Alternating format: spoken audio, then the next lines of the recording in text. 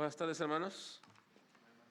En tiempos de más frío tenemos una regular asistencia, ¿verdad? Y ahora que está el clima bien, algo pasó, ¿verdad? Los hermanos les cayó de peso el buen clima, ¿no? Ahora. Le decían los hermanos ahorita que entramos, ¿verdad? Que nos sentamos más adelante porque somos pocos, pero no tan pocos como ahora tenemos ahora en esta noche. Pero bueno, gracias a Dios por cada uno de ustedes presentes en esta noche, que nos permite el Señor llegar a su casa, el poder cantarle, alabarle, pero también poder meditar en su palabra. Bueno, quiero compartir con ustedes una pequeña serie de temas, aunque voy a estar haciéndolo aislado, pero voy a comenzar precisamente con esta primera parte, con una pregunta: ¿estás preparado para lo que viene? ¿Estás preparado para lo que viene? Y no me refiero necesariamente a cosas de una catástrofe o lo que está sucediendo en el mundo, en la geopolítica, ¿verdad? En este tiempo, con la economía, con la migración y con tantas cosas en América del Norte, en Europa, en Asia, en Medio Oriente, cosas como estas guerras y todo. No me refiero tanto a todo eso, sino ni a cosas muy especiales o eventos muy específicos. Me refiero a todo lo que tiene que ver con nuestra vida. ¿Estás preparado para lo que viene? Es decir, mañana puede venir a tu vida una circunstancia difícil, el próximo mes, en este año. ¿Estás preparado para eso? ¿Para estas cosas que vienen a tu vida? Porque nada del futuro nosotros tenemos conocimiento ni garantía.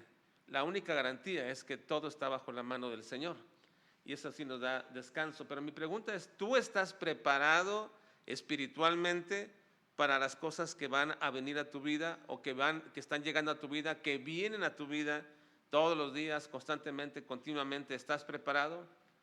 Casi todo el tiempo, hermanos, ninguno de nosotros estamos esperando que nos sucedan. Creemos que cuando todo va en bonanza, que cuando todo va adecuada y correctamente en nuestra vida, cuando todo pareciera ver que va marchando correctamente en todo, el trabajo, la escuela, la familia, ahí va todo bien, va encaminado todo, pensamos que así van a seguir las cosas, pero todos sabemos, porque estamos en esta vida, que de pronto esa línea parece que va correctamente, o a veces va en subida, y de pronto comienzan a haber estorbos, circunstancias difíciles. Para un creyente que no está preparado espiritualmente, aún las pequeñas circunstancias de la vida nos hacen trastornar, nos hacen trastabillar, nos hacen de pronto sentirnos abrumados, y en nuestra vida llegamos a un punto en el que quizás en todo ese pequeño desliz que podemos tener, podemos comenzar a retroceder.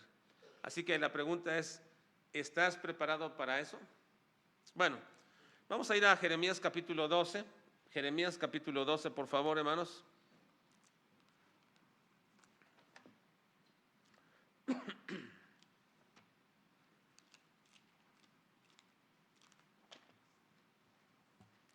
Jeremías capítulo 12, y vamos a comenzar con el versículo 1 al 6.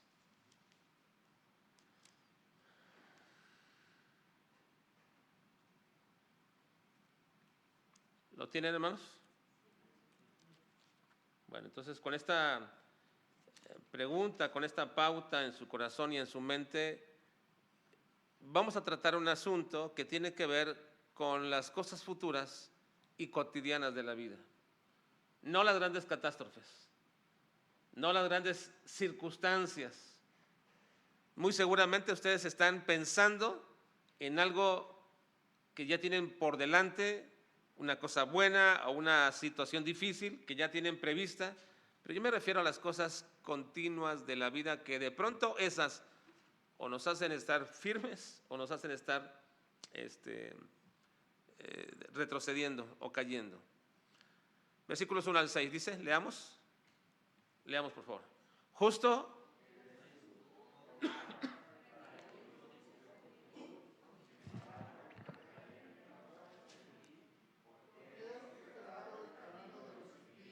y tienen bien todos los que se portan deslealmente, los plantaste,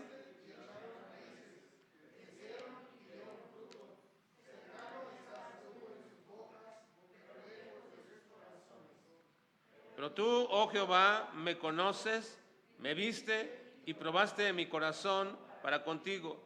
Arrebátalos como a ovejas para el degolladero y señálalos para el día de la matanza. ¿Hasta cuándo estará desierta la tierra y marchita la hierba de todo el campo? Por la maldad de los que en ella moran, faltaron los ganados y las aves, porque dijeron, no verá Dios nuestro fin. Si corriste con los de a pie y te cansaron, ¿cómo contenderás con los caballos? Y si en la tierra de paz no estabas seguro, ¿cómo harás en la espesura del Jordán? Porque aún tus hermanos y la casa de tu padre, aún ellos se levantaron contra ti. Aún ellos dieron grito en pos de ti. No lo creas cuando bien te hablen. Bueno, esta primera parte, hermanos, de este pasaje, Jeremías, en un arrebato de dolor y de gran perplejidad que tenía mental porque no alcanzaba a concebir, Jeremías formula la vieja y diríamos hasta clásica pregunta que ha sido el talón de Aquiles para muchos en todos los tiempos. La pregunta es, ¿por qué sufren los justos y por qué prospera el impío? Esa es una pregunta muy común en todos los tiempos que los creyentes se han hecho. Y parece ser que el hombre mismo cuando se pregunta esto dice, yo creo que Dios es justo, porque creo que Dios es amor, y por ello nos cuesta mucho entender muchas cosas que están pasando en nuestra vida y en el mundo. Porque todos afirmamos que Dios es amor, ¿no, hermanos? ¿Sí? Y todos afirmamos que Dios es justo. Pero ¿qué sucede cuando te suceden circunstancias difíciles, dolorosas, tristes? Parece ser que de pronto hay una pregunta tan metida en el corazón que no logramos entender. ¿Por qué sufrimos si Dios es amor? ¿Y por qué me pasa esto si Dios es justo? Porque parece que si Dios es un Dios de amor, entonces, ¿por qué permitiría Dios que sucedieran tales cosas? Y si Dios es un Dios justo, entonces, ¿por qué la gente mala prospera y tiene gran prosperidad? Bueno, muchas veces las personas buenas y justas están sufriendo. Algunos tienen incluso este pensamiento y dicen, si yo fuera Dios, algunos piensan así, si yo fuera Dios, yo bendeciría y colmaría de bendiciones a todas las personas justas y le pondría mi mano fuerte sobre todos los malvados para que aprendan. Si tú fueras Dios, pensaría de esta manera. Pero evidentemente, esta es una tontería, porque todo lo que Dios hace es justo. Y todo lo que Dios hace manifiesta su amor. Entonces la pregunta sigue siendo esta: ¿por qué nos acontecen las cosas malas? ¿Por qué nos suceden circunstancias difíciles? Ahora, en esta circunstancia de Jeremías, si recuerdan ustedes que Jeremías era un profeta que estaba anunciando, presagiando el juicio sobre Israel, cuando iba a venir el castigo de Dios sobre todo Israel y los iban a llevar deportados. Jeremías comienza a pregonar contra ellos y a Jeremías lo quieren acallar, y Jeremías, el mismo rey, quiere que no diga esto, no quiere que desaliente al pueblo, porque Jeremías dice, van a venir sobre nosotros y van a acabar con nosotros. Incluso Jeremías escribe un libro donde manifiesta la manera cómo va a suceder todo, viéndolo a futuro y viendo algunas cosas que estaban sucediendo, y le llamamos el libro de las lamentaciones. Lo han leído, ¿verdad? Cómo Jeremías se lamenta de todo lo que está aconteciendo. Y en una de esas frases dice, vi cómo entraban y tomaban a los bebés de pecho y los azotaban contra las paredes. Jeremías está hablando de todo lo terrible que le iba a acontecer al pueblo y lo que le estaba aconteciendo. De hecho, Jeremías es llamado o apodado así como el profeta llorón, ¿verdad? El profeta que lloraba, esas lamentaciones. El profeta llorón. Y aquí está una vez más Jeremías. Está llorando, de alguna manera. Justo eres, oh Jehová, para que yo dispute contigo. Esta frase es muy parecida a la de Job. ¿La han leído ustedes también en Job? Esta parte. Justo eres tú, oh Jehová, para que yo dispute contigo.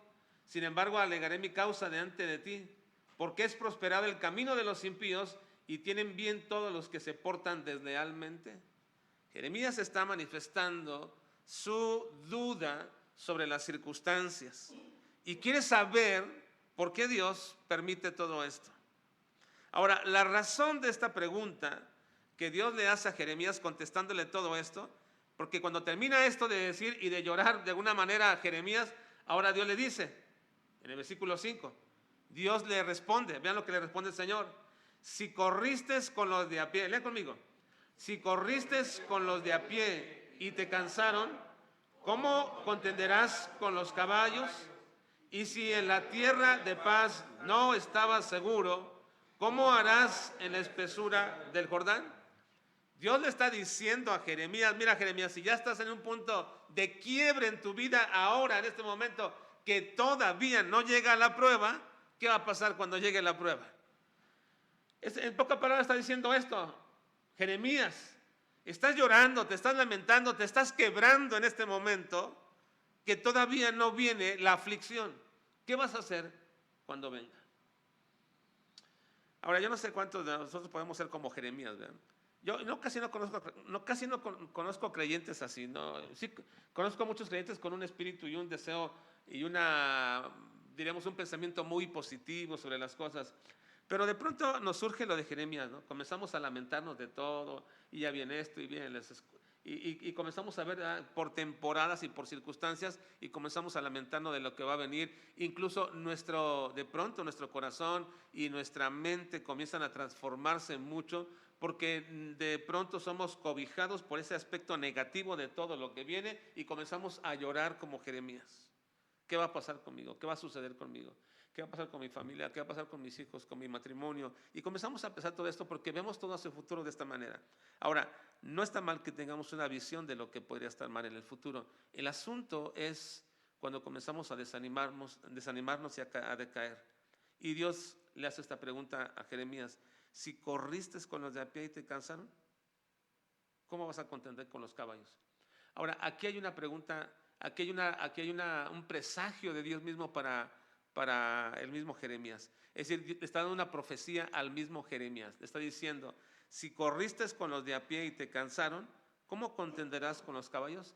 Dígame cuál es la profecía que le está dando Dios a Jeremías. Aquí en este párrafo. Lean el texto una vez más. Si corriste con los de a pie y te cansaron, ¿cómo contenderás con los caballos? ¿Cuál es la profecía?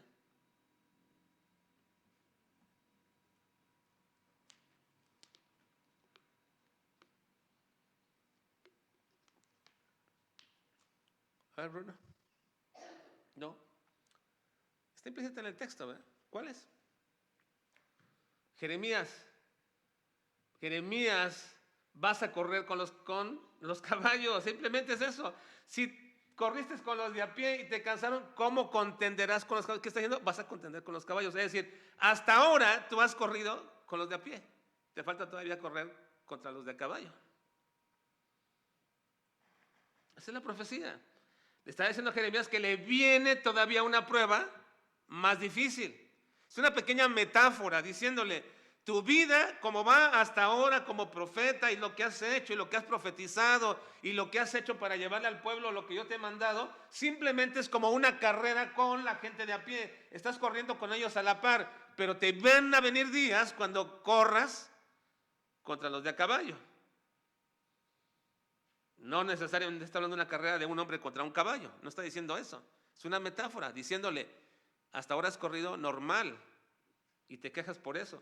Te va a venir todavía un tiempo que vas a correr todavía mucho más rápido contra alguien más veloz. Ahora, sigue diciendo: y si en la tierra de paz no estabas seguro, ¿cómo harás en la espesura del Jordán? Es exactamente lo mismo. Simplemente le está diciendo Jeremías: te van a venir cosas difíciles, más difíciles. Y si ahora ya te cansaste, ¿qué vas a hacer cuando venga lo más difícil? Ahora, yo les hago una pregunta que no me tienen que contestar, sino ustedes en su corazón. Hasta este momento, ¿ustedes han pasado por tiempos difíciles que les han cansado? Dentro de su trabajo, por ejemplo, dentro de su familia, dentro de su matrimonio, dentro de sus relaciones con otras personas? ¿Han tenido tiempos así difíciles? Que dicen, ya estoy cansado de esto, ya estoy cansado. ¿Sí? Bueno, el Señor dice, ya no termina esto. ¿Qué vas a hacer cuando venga lo difícil? Esto es lo normal. La razón de esta pregunta, hermanos, es para estar preparados en virtud de que nuestras expectativas de que va a haber una mejoría en las circunstancias que nos rodean, muy probablemente, muy posiblemente y muy seguramente no va a suceder esto, hermanos. No va a mejorar. No va a mejorar. De hecho, nunca ha mejorado la vida para los creyentes. Parece que siempre estamos en desventaja con respecto a la gente que hace cosas incorrectas y la gente que no sigue a Dios, gente que la Biblia le llama impíos. Parece que estamos en desventaja con ellos. Algunos de ustedes son profesores, hermano Marco o Rubén, tienen algunos puestos directivos, pero parece que están en mayor ventaja la gente impía. Parece que está en mayor ventaja la gente del mundo. ¿Por qué? Porque la gente del mundo se mueve en su entorno, bajo sus reglas, bajo sus formas, y parece que un creyente está en desventaja. Ahora, no me malentiende, hermano, no siento que usted no vaya a mejorar en su economía, usted no vaya a mejorar en su familia, no digo eso. Lo que estoy diciendo es que en el entorno general de este mundo, cada vez más hay oposición al cristianismo, cada vez más hay oposición al pensamiento bíblico, cada vez más hay oposición a mantener un matrimonio, por ejemplo, de acuerdo a los mandatos divinos, o educar a unos niños o unos hijos de acuerdo a lo que Dios manda, o trabajar como es correcto. Cada vez hay más oposición a estas circunstancias. Y mientras más hay oposición, esa oposición no solamente se vuelve más común, sino que hasta se vuelve legal. Porque ahora comienzan a poner leyes que protegen esa forma de que este mundo quiere guiar. Y cada vez es más difícil para el creyente. Y parece que siempre estamos en desventaja con respecto a las cosas incorrectas de gente que no sigue a Dios. Por ello, las preguntas inquietantes de Jeremías y la de muchos otros escritores de la Biblia respecto a este asunto. ¿Por qué? Porque siempre ha sido así. Siempre vendrá. Por supuesto, Dios es soberano, todo está bajo su control, pero hay que entender bien esto respecto a cada uno de nosotros como familia y cada uno en particular como miembros de una familia, de una comunidad, de un pueblo, de una nación. Cada vez más estamos en desventaja con la gente de este mundo, desde la perspectiva de la gente de este mundo. Pero lo que quiero que veamos, hermanos, es que no se trata de tener una perspectiva pesimista o trágica de la vida, sino una perspectiva real y bíblica. Y para ello es necesario entender esta noche solamente 3 cosas importantes que este texto nos hace preguntarnos cuando leemos esto. Solo quiero que veamos en este momento 3 preguntas respecto a este asunto. Porque como les dije, es una serie, una pequeña serie que vamos a ver esporádicamente. Pero hoy quiero que nos preguntemos, o más bien que veamos 3 preguntas que nos hace ver la pregunta que Dios le hace a Jeremías. Si tú corriste con los de a pie y te cansaron, ¿cómo contenderás con los caballos? Y si en la tierra de paz no estabas seguro, ¿cómo harás en la espesura del Jordán? Bueno, la primera pregunta que hay que tener en nuestra mente a fin de que podamos guiarnos bajo una perspectiva correcta, no pesimista, sino correcta, bíblica, es: en primer lugar, ¿por qué nos resulta tan difícil a los cristianos entender el trato que Dios tiene con nosotros? ¿Por qué nos resulta tan difícil? ¿Por qué es tan difícil para un creyente entender el trato de Dios con nuestras vidas? Todos esperaríamos una respuesta a la inquietud y el reclamo de Jeremías. Señor, ¿por qué prosperan los impíos? ¿Y por qué sufren los justos? Mas si de alguna forma, como también lo hacen los demás autores de estas mismas preguntas que se hacen, como Job y muchos otros más personajes de la Biblia que se hacen la misma pregunta, parecería que Dios debería de justificar las circunstancias que nos acontecen ya que a todas luces, desde la perspectiva humana, siempre las circunstancias de nuestras vidas son injustas. Porque el hecho innegable y muy visible de que a los impíos les va bien y a los creyentes parece que están en desventaja frente a ellos, quizás por lo menos nos mereceríamos, diríamos algunos, sería una explicación de parte de Dios. Algunos piensan así. Lo menos que podemos merecernos siendo tus hijos, Dios, y nos va mal por ser tus hijos y a aquellos les va bien, por lo menos lo que yo me merezco, dirán algunos, es una explicación tuya. Ahora, yo sé que algunos de ustedes dirán aquí, no, yo nunca le pediría explicaciones. Bueno, no ahorita, pero cuando estés en el tiempo de la dificultad, te aseguro que algo que tú deseas de tu corazón y en tu vida es una explicación de Dios, el porqué de esto. ¿Sí? Porque esa ha sido siempre la pregunta de aquellos que tienen, que les ha fallecido un ser querido, cuando parece que todo estaba bien. O la pregunta de alguien que está enfermo, ¿por qué? O la pregunta de alguien que cayó en una crisis de economía, ¿por qué? Y quieren una pregunta en su vida y en su corazón, quieren una respuesta de parte de Dios a esta pregunta. Así que esto resulta, amados, de que a nosotros esta idea de preguntarle a Dios por qué nos pasan las cosas, nos deja ver que nos es muy difícil entender el trato de Dios con nosotros. Es muy difícil el saber por qué nos va mal y a otros que no buscan al Señor y no siguen al Señor, parece que les va mejor. Y como he dicho, algunos hasta dicen, por lo menos que me merezco es una explicación de parte de Dios. Pero lo que nos dice es el Señor, no te doy ninguna explicación, prepárate porque aún viene más. Aún viene más. Vas a correr ahora con los caballos, Jeremías. Vas a entrar ahora a una tierra inhóspita en tu vida. Esto mismo se lo dijo a Job. Cada vez que perdía algo, diríamos, en el caso de Job, diríamos, ya fue suficiente. Pero no. La primera ocasión Job pierde algo muy valioso. Viene uno y le dice, se perdieron tus bienes, tu casa, y luego dice, bueno, ya, eso estuvo muy difícil, perdió toda su economía. Pero viene otro y dice, no, también perdiste ahora tus hijos, murieron. Y uno dirá, qué terrible, ya fue suficiente. No, pero después viene otra vez y te falta esto y falta aquello. Así que no hay una respuesta en sí misma de parte de Dios a tu deseo de saber por qué. Simplemente lo que te dice Dios es prepárate para lo que viene.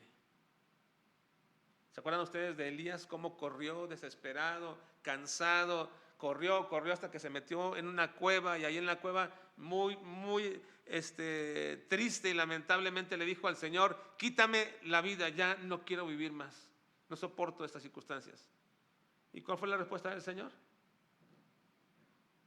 ¿Le dio acaso una explicación? Mira, Elías, no, el Señor le dijo, levántate, come, porque el largo camino te resta, todavía no terminas, aún sigues. Así que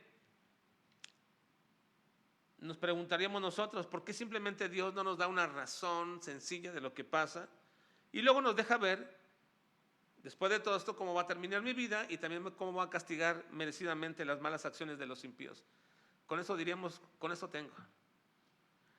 Lo que a algunas personas les cuesta tan difícil en su vida, y he visto muchos casos en este sentido, es cuando sufren alguna circunstancia de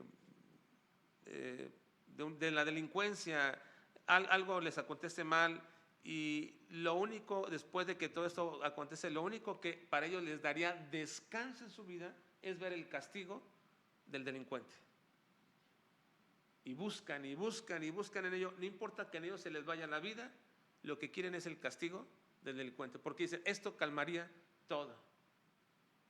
Esa es la misma perspectiva de Jeremías, es la misma perspectiva de muchas personas. A mí a mí me calmaría, me tranquilizaría. Está bien, me pasa mal, pero quiero ver cómo terminan aquellos. Así que, ante esta circunstancia, la gente que no entiende el trato de Dios para consigo, simplemente dice, lo único que me tranquilizaría saber es cuándo vas a darle su merecido castigo al impío. ¿Por qué prosperan los impíos? Creo que muchos nos hemos convencido o autoconvencido que si tan solamente tuviéramos una respuesta del por qué o para qué nos están pasando estas cosas, o esto o aquello, cosas inentendibles, eso nos daría, pensamos, nos daría cierta paz, nos daría cierta confianza y nos daría cierta paciencia para esperar hasta el final de todo esto, hasta esperar un cambio de circunstancias. Y bueno, lo que quiero decirles es que precisamente Dios no nos da una respuesta a nuestras inquietudes, sino que nos da algo más valioso y más importante. Nos da una enseñanza amplia respecto a este asunto en su palabra. Y el hecho de que nosotros ignoremos estas enseñanzas, precisamente es como nos ponemos en incertidumbre. Y precisamente es como nos ponemos en el plano de la gente de este tiempo, de este mundo, en la búsqueda del juicio sobre otros, de la espera de venganza, paciencia, la autosatisfacción de ver el mal en otros cuando a mí me ha ido mal, y comenzamos cosas como estas porque no hemos estado a la par del entendimiento de la enseñanza del Señor. Así que en esta primera pregunta, ¿por qué nos resulta difícil entender el trato de Dios con nosotros? Surge precisamente de que no tenemos una respuesta que a nosotros nos gustaría saber el por qué y para qué. Pero lo que sí tenemos es una enseñanza de parte de Dios respecto a estos asuntos, una doctrina. Y lo que quiero tratar con ustedes en esta noche precisamente es una primera parte de esta doctrina. Primero, hay que entender, y todos debemos comprender, que la adversidad es parte natural de esta vida. No solamente te pasa al creyente, no solamente le pasa al creyente fiel, no solamente le pasa al creyente que participa, no solamente le pasa a un creyente que está participando en el ministerio, no. La adversidad es parte de la vida para toda la gente de este mundo. No solamente para creyentes, sino también para no creyentes. No solamente para creyentes fieles, sino también incluso para cualquier tipo de creyente cuya vida a veces se vuelve muy voluble. Todos somos afectados por las adversidades de esta vida porque es parte natural de un mundo caído. Las cosas adversas e inentendibles que nos lastiman les sucede siempre a toda la gente. Sí, a cualquier persona, como muchos denominan, sea buena o sea mala, que no es el catálogo que deberíamos tener nosotros, pero a todas las personas, como les llaman, buenas o malas, les pasan también las cosas malas. A creyentes o a incrédulos les pasan cosas malas e inentendibles. Y sin embargo, a los creyentes, en esta misma esfera de la vida que resulta mal para todos, a nosotros todavía nos podría incluso ir hasta todavía peor. ¿Por qué? Porque, hermanos, nosotros hemos cruzado un umbral, hemos dado un paso diferente a los demás, y eso nos pone en una desventaja frente a otros, pero aclaro, en este nivel de circunstancias, ya que nosotros ya no vamos por la misma vereda de la gente hacia la perdición, que es amplia y que es fácil por donde todos pasan, y como hemos dado vuelta a ese camino de perdición, ahora tenemos más oposición. Dice el apóstol Pedro, vosotros a la gente le parece cosa extraña, en 1 de Pedro 4:4, a estos les parece cosa extraña que vosotros no corráis con ellos en el mismo desenfreno de disolución y os ultrajan.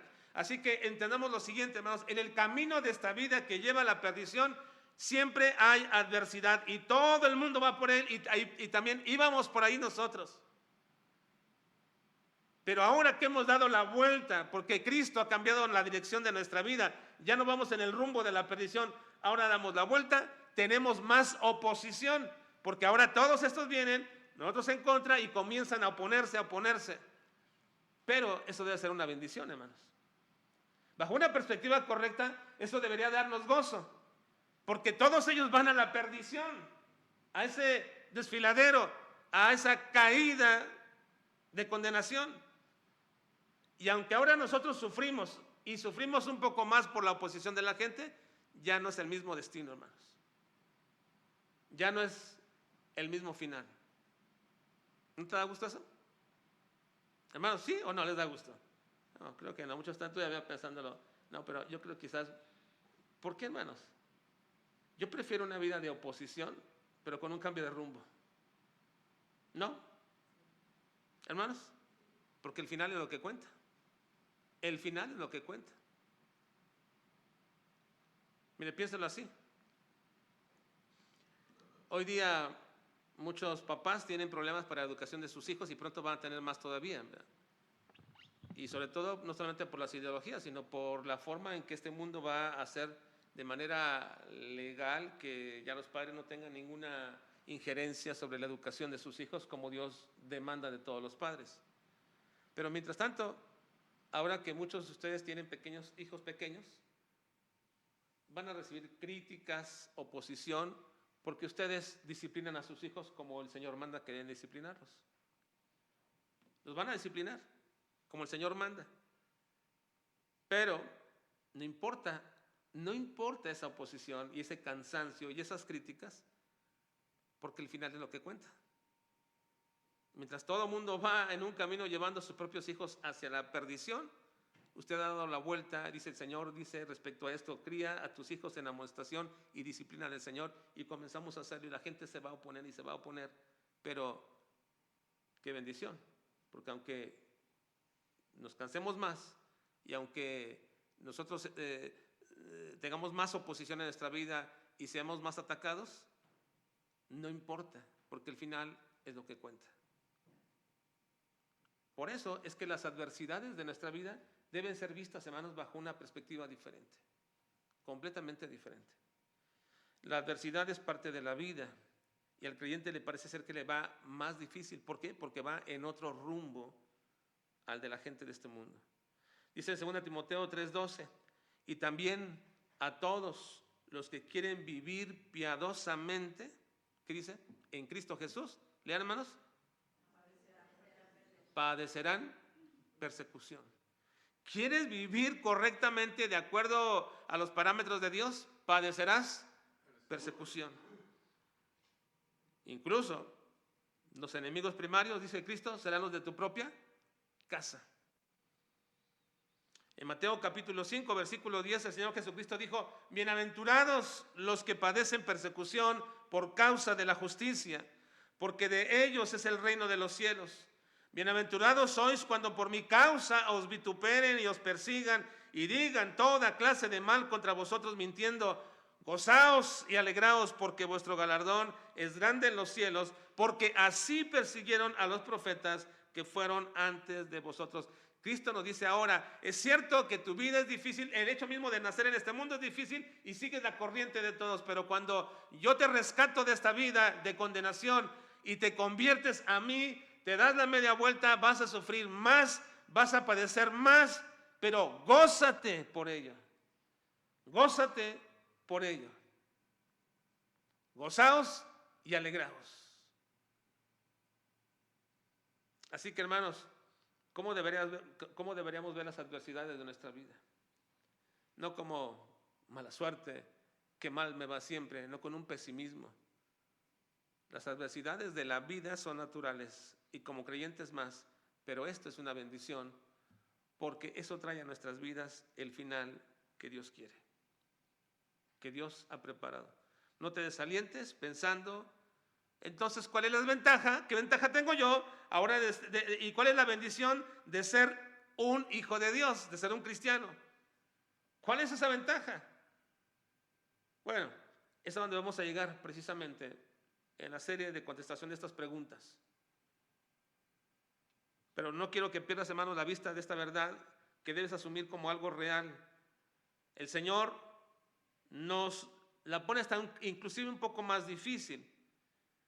Si ya nos parece difícil ahora nuestra vida, nos dice que si quieres entrar a esta forma de vida, que si quieres ser parte de ese tipo de personas, entonces no solamente, miren, no solamente se trata de que ahora ya vienes en adversidad, sino que dice el Señor, ahora hasta tienes que pagar un precio. Imagínate, ¿a quién le gustaría pagar por sufrir? Algunos dirían que los cristianos somos masoquistas. Nos gusta pagar por sufrir, ¿sí? Pues el Señor dice, sí, tienes que pagar por sufrir. Vean lo que dice Lucas 9:23. Y decía a todos, si alguno quiere venir en pos de mí, niéguese a sí mismo, tome su cruz cada día y sígame. Ese es el precio que hay que pagar. ¿Quieres venir en pos de mí? Pues no es tan fácil. Niégate a ti mismo, toma tu cruz cada día y sígueme. ¿Acaso hay para el creyente la opción de decir, ya no juego? ¿Hay esa opción? Ya me cansé. ¿Hay esa opción, hermanos? No la hay. Si alguno quiere venir en pos de mí, niéguese a sí mismo. Tome su cruz cada día y sígame. Así que si la vida cristiana desde el punto de vista mundano es una desventaja, porque ellos siguen las reglas torcidas de la naturaleza depravada que tienen y de un mundo caído que está gobernado por el diablo, entonces al creyente le resulta todavía, pareciera ser más difícil, mucho más difícil. Incluso las cosas que este mundo apetece para el creyente deben ser desechadas y aborrecidas. En Lucas 16:8 dice Jesucristo, y alabó el amo al mayordomo malo por haber hecho sagazmente, porque los hijos de este mundo son más sagaces en el trato con sus semejantes que los hijos de luz. Así que estamos en una aparente desventaja. Por ello muchos creyentes, no entendiendo bien su posición como hijos de Dios y cegados a veces por una frustración y por una mala visión de lo que acontece, se sienten agraviados de no poder competir con igualdad con la gente inconversa, pensando que es inadecuado estar en desventaja. Entonces empiezan a usar las mismas artimañas, las mismas herramientas deshonestas de este mundo, siendo guiados por artimañas y su propia carne, sin darse cuenta que cegarán terriblemente lo que están sembrando. Miren, hermanos, si queremos jugar a la misma forma que este mundo, el Señor te dice, ten cuidado. ¿Quieres jugar a la misma forma? ¿Quieres venganza? No puedes tenerla. ¿Quieres tú darle el pago al impío? Tú no puedes hacerlo. ¿Lo quieres hacer? Entonces lo que siembres, vas a cegar. Dice Gálatas 6:7-8. No os engañéis. Dios no puede ser burlado. Pues todo lo que el hombre sembrare, eso también segará. Porque el que siembra para su carne, de la carne segará corrupción. Así que, hermanos, quiero terminar esta noche simplemente pensando en esto. Hemos visto una primera pregunta respecto a este asunto. Y la respuesta del Señor es, primero, entiende que las adversidades son parte de la vida. Y segundo, que tu vida cristiana conlleva una adversidad mayor. Tercero, pero esa adversidad mayor no es una pérdida, es una ganancia, es una bendición. Tu sufrimiento es una bendición. Tu cansancio es una bendición. A veces tu frustración ante las circunstancias de la vida es una bendición. Es una bendición porque ahora lo haces bajo otra dirección. Así que, hermano, no te desalientes ante estas circunstancias y parece que no tenemos opciones algunos. Parece que estamos a la deriva, pero me es necesario establecer esta verdad doctrinal que es bíblica y espero que nunca pierdas de vista para que luego puedas tú también decir que ante las circunstancias que estás pasando, no solamente es letra lo que has aprendido, sino una realidad constante que todo hijo de Dios tiene que aprender a experimentar en los tiempos de dificultad y que quizás ya tú estés pasando en este momento. El Señor te dice claramente que la vida cristiana, y tengo que remarcarlo, genuinamente cristiana, no aquel que dice ser cristiano, sino aquel que es genuinamente cristiano, la vida cristiana no es fácil. Si tú piensas que sí es porque no estás viviendo bajo los parámetros de Dios, estás tratando de mezclar las dos cosas y por ello piensas, pues sí, no es fácil, pero hay que saber hacer fácil, dicen algunos. Te equivocas, No puedes hacer la vida cristiana fácil. No la puedes hacer fácil.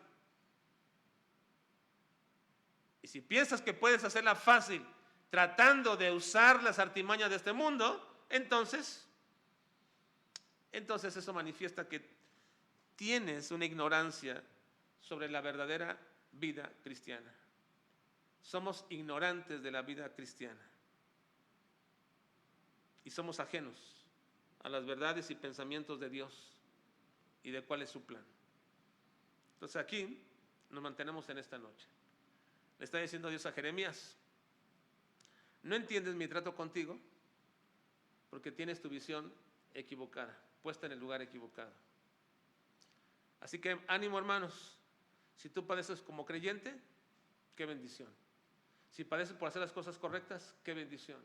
Si padeces por vivir los parámetros del Señor, qué bendición a tu vida, porque el resultado va a ser una gran satisfacción en el futuro. Vas a ver lo que Dios hace cuando un hijo de Dios sigue los parámetros de Dios y en contra de la corriente de este mundo. Vamos a continuar la próxima ocasión bajo esta perspectiva. Vamos a orar.